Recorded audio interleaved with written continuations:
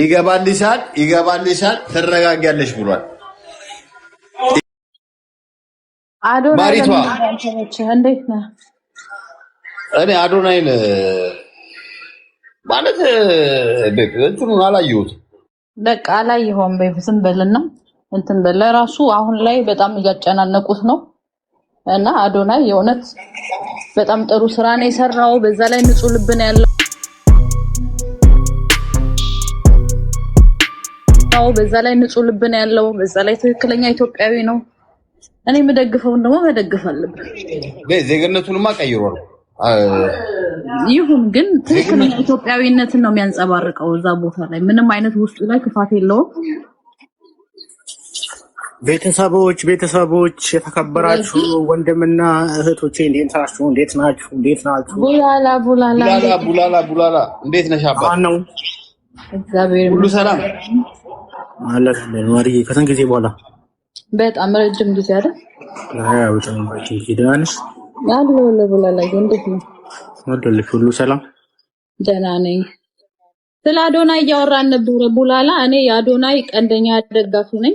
መጀመሪያ የባሌ ፊት ለፊት የምታየው፣ ከዛ በኋላ ግን የአዶናይ በጣም መልካም ልብ ስላለው የሱ ደጋፊ ነኝ። የሱ መጥፎ ነገር ሲወራ ይደብራል። ምክንያቱም በጣም ጥሩ ነገር አድርጓል ብዬ ነው የማስበው። ንጹህ ልብ ነው ያለው። ኢትዮጵያዊ ነው።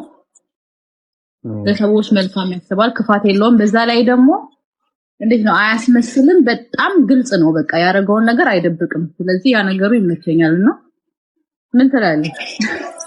እኔ ራሱ አዶናይ አመለካከቱ፣ አስተሳሰቡ በጣም ቀና ክፋት የለበት ስለሆነ ደስ ይለኛል። በጣም ነው የሚመቸኝ። ግን ኢትዮጵያዊ እንዳለ ምቀኛ ነው። እግዚአብሔር በጣም ምቀኛ ስለሆነ አንተ ምቀኛ አይደለም። አንተ በእኔ ሳይድ ነህ ቤት። እኔ አንተ የምትደግፈውን እደግፋለሁ፣ እኔ የምደግፈውን ደግሞ እደግፋለሁ። አሁን ከኢትዮጵያ ምቀኛ ያልሆንኩት እኔና አዶናይ ብቻ ነን። ሌሎቹ እንዳለ ምቀኛ ናቸውና አደንቃለሁ እያሉት እንኳን መዶሻ ይዞ ነው የሚከተሉት፣ ኮርኩሞ ለማስተኛት ለመጣል ምናምንና አሁን ሰግጥ ፈምስ የሚለውን አባባል እኮ ምንድነው? እስቲ አሁን ለምሳሌ እኔ ላስረዳው ቡላላ፣ አንዴ እኔ ላስረዳው በእናትህ ይሁን። አስረዳው። ሚስት ታስረዳ ይገባል በደንብ። ወይ እኔ ሳስረዳ ይገባል። ካልፈመሰ ጥሩ ደረጃ መድረስ ነው አይደል? ታስረዳለች። አዳም ቤብ ሰግጥ ፈምስ ማለቱ ፈምስን ተወውና ሰግጥ ማለቱ ላንተ ላለህ አላማ ቶ የሚባል ነገር የለም ማሪ። ሰግጥ ፈምስ እሺ ልንገርህ። ኦኬ ልንገርህ። በመጀመሪያ ደረጃ ሰግጥ ማለቱ ለዓላማ አንተ ለምትፈልገው ነገር ሰግጥ ማለቱ ነው። ሰግጥ ማለቱ መሰገጥ ይሄ እንዴት ነው? ዝም ብለህ በእንትን በሌላ በኩል እኮ ሰው እየወሰደው ነው። አልተረዳውም። እሱ የሚለው አንተ ላለህ ዓላማ ሰግጥ። በቃ በደንብ ቸክለህ ያንን ዓላማህን ስራ ነው። ሼም አያዝ። ሰዎችን አትፍራ፣ ራስህን ሁን ማለት ነው። በቃ ዓላማህን አሳካ ማለት ነው። በስነ ስርዓት ዓላማህን አሳካ። ሰው ምን ይለኛል ብለህ እየፈራህ የምትፈልገውን ነገር ከማድረግ ወደኋላ አትበል ማለት ነው። ሰው ግን በሌላ መንገድ እየወሰደው ሰገጤን እኛ በምናቀው መንገድ እየወሰደው ሌላ ነገር እያወራ ልጁን እንትን ያለው እንጂ እንደዛ እሱ ባለው መንገድ ቢወስዱት ኑሮ ያለው ነገር ትክክል ነው። በቃ ትክክለኛ ነገር ነው ያለው። ምክንያቱም እኛ ሰዎች እኛ ሀበሾች ስንባል በጣም ሼም ይዘናል። ሰው ምን ይለናል እንላለን። ለምንፈልገው ነገር የምንፈልገውን ነገር እንኳን እንደ ከጓደኞቻችን ጋር እንኳን ሄደን እኮ ልብስ ልንገዛ አይ ይሄ ይቅርብሽ ይሄ አያምርብሽም ስንባል እኛ እየፈለግነው እንኳን አንገዛውም ልብስ። ምክንያቱም ጓደኛዬ ትቀየመኛለች ብለን ስለምንፈራ ወይም ደግሞ የሆነ ነገር ፈልገን ያንን ነገር አናረገውም። ምክንያቱም ሰው ምን ይለኛል ስለምን። ስለዚህ ራስህን ሁን ማለት ነው። ራስህን ሆነ ለዓላማ ቸክለ ዓላማህን ያዝ ማለት ነው። እና እንደዚህ ቢወስዱት ኑሮ ልጁን እንደውም ሰግጥ ፈምሰኔም እኔ በቃ አሁን ሰግጫለሁ። ኔክስት ይር መጀመሪያ ላይ መኪና የሚያዝ አለብኝ። አሁን ስግጥ ነው የአዶናይን ቃል ይዤ አሁን በደንብ ቸክዬ እያጠናው ነውና እንደዛ ነው ለማለት ነው።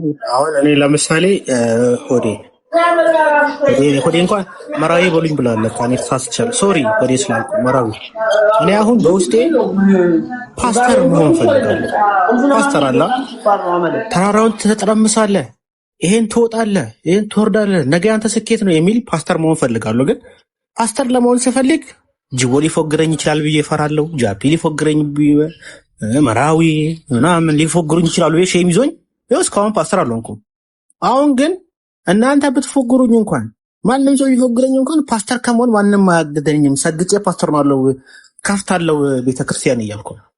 አየ መሰገጤ ነው ለዓላማ ለምፈልገው ፍላጎት መኖር። ከጎን ያለው ሰው ምናምን ጓደኞቼ ቢፎግሩ እንኳን እነሱን ሳሰማ ውስጥ ላለው ፍላጎት መነሳሳት። አሁን እኔ ፓስተር ነኝ። ከዚህ በኋላ እኔ ፓስተር ነኝ። በየቤቱ እየመጣሁ ጸልያለሁ። ዘይት መግዛት ቢፈልግ ዘይት እሸጣለሁ። መፈልገውን ነገር አደርጋለሁ። በቃ አም ፓስተር ከዚህ በኋላ ሃሌሉያ። ደግሞ የሚያስነሳው ነገር ምንድነው? ነጭ ቀን ኢትዮጵያ ውስጥ አስጨንቀው ለምን ሰግጥ የሚለውን ነገር እናቆም ብሎ መጣ። የመጣበት ምክንያት ምንድነው? ሰው ፋራው በደንብ አልተረዳውም። ስላልተረዳው ልጁን አስጨነቁት። መቀመጫም እንትን ሲያሳጡት ጊዜ ካሁን በኋላ ሰግጥ የሚለውን ቃል እንቶ እኔ ሰላሜን ነው የምፈልገው አለ። ይሄ ጥሩ አይደለም። የእውነት እኔ በእኛ በኢትዮጵያውያን በጣም ያፈርኩ። ምክንያቱም አረ የተማረው ራሱ ሰገጤ ነው። የሆነ ዶክተር እኮ ነው። ማን ነበረ ስሙ? እሱ ነው በህግ መከልከል አለበት ምናምን ሲል፣ አዶናይ ደግሞ ሰላምና ፍቅር ነው የሚፈልገው። እንደ ጆን ዳንኤል መታሰር አይፈልግም። በቃ መታሰሩ ይቀራል ብለህ ታስባለህ? ኢትዮጵያ ውስጥ ይሄ ብልጽግና መንግስት ካልወረደ ሁላችንም መታሰራችን አይቀርም። እንኳን አዶናይ እንደዚህ ሳስበው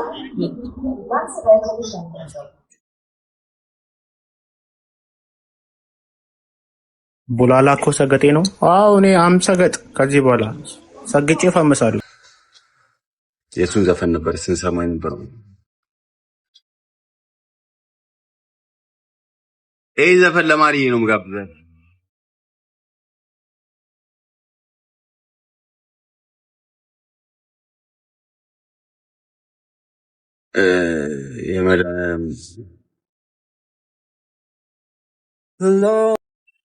ያው ከእንትኑ እንራቃ ከመዝሙሩ ሶሪ እኔ በውስጥ ይሻላል። አዎ ማሪ በውስጥ አወራቸዋለሁ። ይጸውተ ይቆይ ተባለ ይራዘም። አሪፍ ነው። ይመችላል። እንሄድባታለን ቀስ እያልን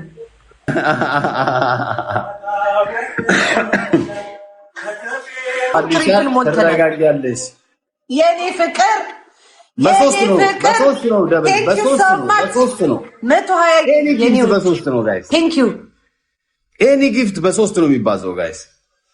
ይገባልሻል ትረጋጊያለሽ ብሏል። ደግሞ ተሳስቼ ብራዘሯ አልኳት ነው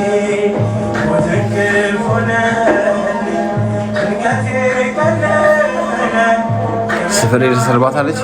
እኔ አላወኩም ጋይስ፣ መድኃኒዓለምን አላወኩም። ያ ማን ዜድ ያራዳ ልጅ ይቅርታ እንግዲህ እህታችን ፍሬም ሶሪ። እኔ በውስጥ ይሻላል። አዎ ማርዬ በውስጥ አወራቸዋለሁ።